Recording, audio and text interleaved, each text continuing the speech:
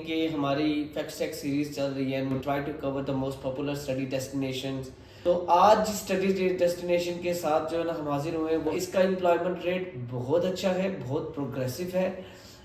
जैसे जस्ट 3% जो है वो अनएम्प्लॉयमेंट रेट है। जिन सेक्टर्स पर बिलोंग करती है उसमें सबसे बड़ा सेक्टर सर्विस सेक्टर है, जो बैंकिंग का सेक्टर है। फैमिली अलाउड करता है स्टूडेंट्स को कि फैमिली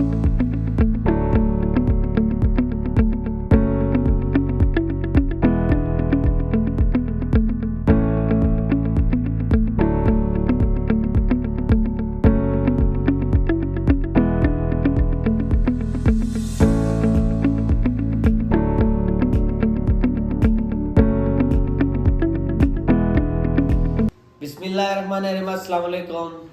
डेस्को से फरूक नदीम एक दफ़ा फिर आपकी खिदमत में हाजिर है।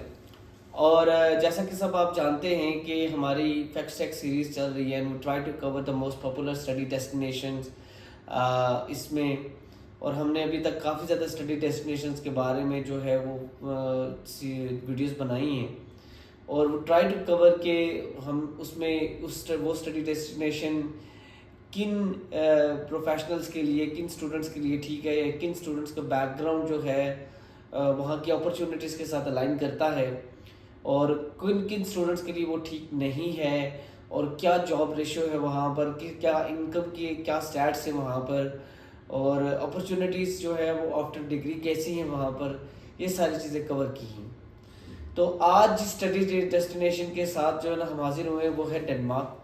Denmark is quite popular study destination when it comes to the good Scandinavian or Nordic state. Denmark एक नॉर्डिक स्टेट है, नेबर ऑफ द फिनलैंड और नॉर्वे वगैरह के ये है। और डेनमार्क की अगर बात की जाए तो Denmark is an industrial country. Denmark is the service based exporter of service based exporter है। डेनमार्क का जो फार्मास्यूटिकल सेक्टर है वो बहुत जो है वो स्ट्रॉन्ग है। इसमें जो काफ़ी स्ट्रॉन्ग जो है वो डेनमार्क की कंपनीज हैं, जो फार्मास्यूटिकल नोवो नॉर्डिस्क बहुत ज़्यादा जो है वो फेमस कंपनी है डेनमार्क की when it comes to the pharmaceutical sector. और डेनमार्क जो है वो अनलाइक फिनलैंड की तरह इसका एम्प्लॉयमेंट रेट बहुत अच्छा है, बहुत प्रोग्रेसिव है। जैसा कि इसमें जो जस्ट 3% जो है वो अनएम्प्लॉयमेंट रेट है, अनलाइक जो है वो फिनलैंड जिसमें वर्स्ट अनएम्प्लॉयमेंट रेट है in whole Europe. But Denmark is a very good place when it comes to the employment opportunities. तो डेनमार्क एक काफ़ी ज़्यादा जो है वो एक बेहतर और अच्छी जगह है फिनलैंड के मुकाबले में। अगर हम इसकी बात करें तो Danish is the official language in Denmark and Danish krone is the official currency of Denmark. अब डैनिश क्रोन जो है वो krone is basically the currency of Norway, Denmark and Sweden. But Norway और स्वीडन की जो crown है वो काफ़ी ज़्यादा जो है वो सिमिलर है, और तकरीबन एक क्रोन पाकिस्तानी 25-26 रुपये का होता है। बट डेनमार्क का एक क्रोन पाकिस्तानी अराउंड कोई जो है वो 43-44 रुपये का होता है। तो इस लिहाज से भी करेंसी भी स्ट्रॉन्ग है इसकी, और ओवरऑल इसका एक इम्पैक्ट भी बहुत बड़ा स्ट्रॉन्ग है। तो डेनमार्क की अगर मैं पॉपुलेशन की बात करूं तो पॉपुलेशन डेनमार्क की अराउंड 6 मिलियन है, जो कि मैं कह सकता हूं कि जो नॉर्मली जैसे नॉर्डिक स्टेट्स में जितनी पॉपुलेशन है उसके करीब करीब की पॉपुलेशन है। But still with this population Denmark is offering very much opportunities for everyone. मैं अगर स्वीडन की बात करूं, अगर मैं नॉर्वे की बात करूं, तो maybe they do not provide many opportunities for an international students और professionals coming from various parts of the world, but Denmark has that potential. तो डेनमार्क को जो है वो काफ़ी ज़्यादा तादाद में जो है वो मेडिकल प्रोफेशनल्स वगैरह नीडेड थे। बट रिसेंटली एक जो है वो इवेंट हुआ और चेंज किया उन्होंने कि डॉक्टर्स और नर्सेज को due to over supply of the professionals from third world country, इनको जो है वो अभी डेनमार्क इंटरटेन नहीं कर रहा, but at the same time इसके साथ साथ जो है ना और भी बहुत सारे मेडिकल प्रोफेशनल्स और फाइनेंस डिपार्टमेंट के लोग जो है वो डेनमार्क में नीडेड हैं। डेनमार्क की इकोनॉमी जो है वो जिन सेक्टर्स पर बिलोंग करती है उसमें सबसे बड़ा सेक्टर सर्विस सेक्टर है, जो कि बैंकिंग का सेक्टर है। तो उसका जीडीपी वो 64% जो है वो जीडीपी डेनमार्क का जो है बैंकिंग सेक्टर से आता है। अच्छा, उसके बाद जो है वो जो मेजर सेक्टर है डेनमार्क का, that is of manufacturing sector, जिसमें फार्मास्यूटिकल सेक्टर जो है वो बड़ा जो है वो शानदार है। उसके अलावा जो है फिर the least comes from the agriculture, but agriculture still जो है वो तकरीबन Denmark produces the food for 17 million people. तो इस लिहाज से डेनमार्क अच्छा है, क्योंकि डेनमार्क काफ़ी ज़्यादा चीज़ें एक्सपोर्ट करता है to the other Nordic states, जिसमें नॉर्वे है, जिसमें स्वीडन है, जिसमें फिनलैंड है। सो डेनमार्क अल्टीमेटली एक बेटर प्लेस है, बेटर जगह है, बेटर लैंड ऑफ अपॉर्चुनिटीज़ है। अगर हम ये पूछेंगे डेनमार्क क्यों जो है वो इतनी फेवरेट डेस्टिनेशन है एज अ इंटरनेशनल स्टूडेंट, तो मैं बताता चलूँ कि डेनमार्क की गुड वीज़ा रेशो, यानी if you can calculate it, तो डेनमार्क के अराउंड 90% प्लस वीज़ा रेशो है for international students. So Denmark has a very good visa ratio. अगर if you are getting admission in the university, then ultimately you are going to get the visa. There are very good number of chances, but at the end of the day the discretion lies with the embassy, but still it has a very good visa ratio. Denmark with family allowed करता है students को कि family के साथ आप जा सकते हैं। डेनमार्क इसके साथ साथ आपको जो है वो हेल्थ केयर फैसिलिटीज़ देता है, और जो टीआर टेम्परेरी रेजिडेंस परमिट पे और कोई भी कंट्री नॉर्डिक स्टेट्स के अलावा नहीं देती। So Denmark offer those health care facilities and free education for the children.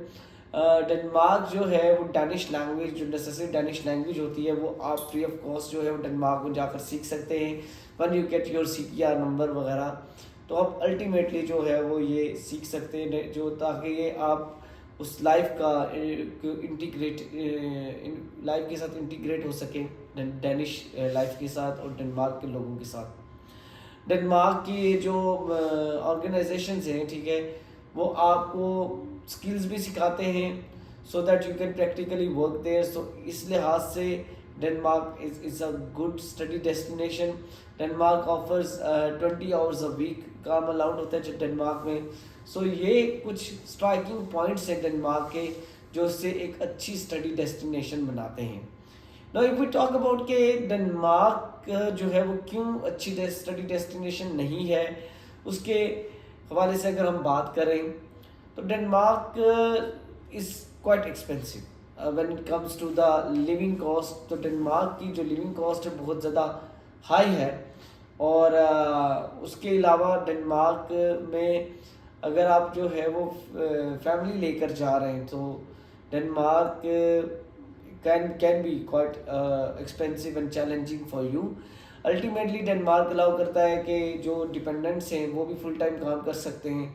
So manage हो जाता है खर्चा, बट स्टिल जो सोशल सर्वाइवल का पीरियड है वो थोड़ा सा टफ होता है डेनमार्क में, because Danish is the official language there.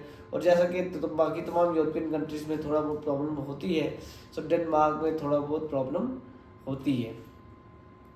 अच्छा, डेनमार्क की अगर मैं जो है वो बताऊं कि ज़्यादातर जो अपॉर्चुनिटीज़ हैं और जो ज़्यादातर यूनिवर्सिटीज़ हैं वो कोपनहेगन में हैं, तो रेस्ट ऑफ द एरियाज़ हैं वहाँ पर कोई इतनी ज़्यादा आबादी है नहीं, और you can find seldom opportunities over there. So it is another drawback of the Denmark. और अगर आप डेनमार्क को चूज़ करते हैं, ठीक है, तो डेनमार्क भी should be chosen wisely, because Denmark की जो ट्यूशन फ़ी है वो काफ़ी ज़्यादा हाई है as compare to the other European countries.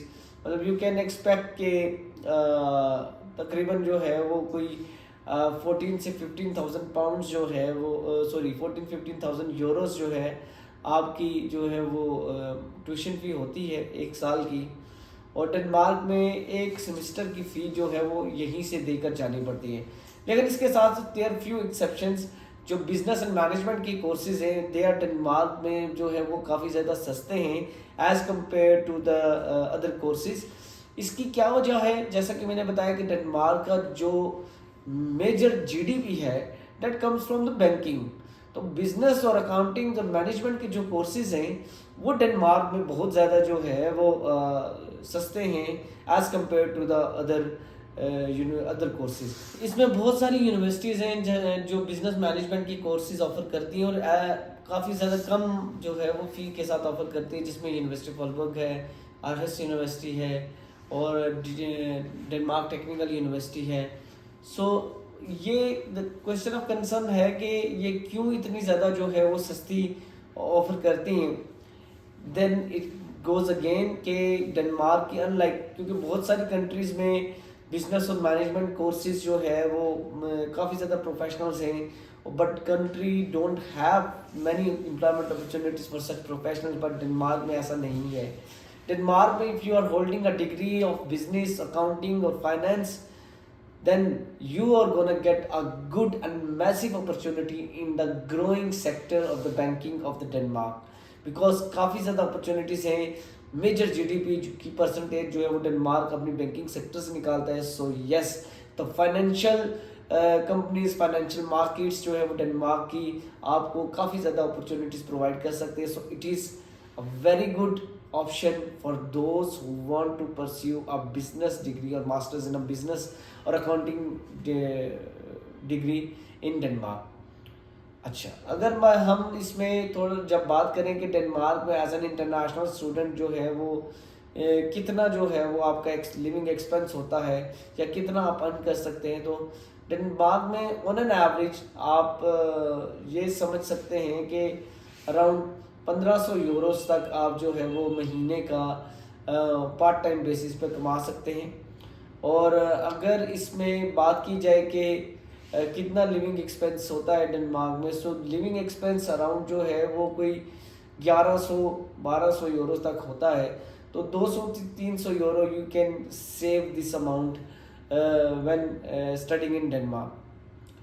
अब क्वेश्चन ऑफ कंसर्न इज ये है कि क्या ये अमाउंट काफ़ी है टू स्टडी देयर, बिकॉज आप एक सेमेस्टर की फ़ीस देकर जा रहे हैं। मास्टर्स के जो कोर्सेज हैं या बैचलर के कोर्सेज 3 साल के होते हैं, मास्टर्स के कोर्सेज जो है वो 2 साल के होते हैं। क्या ये इनकम काफ़ी है to fund your education in Denmark?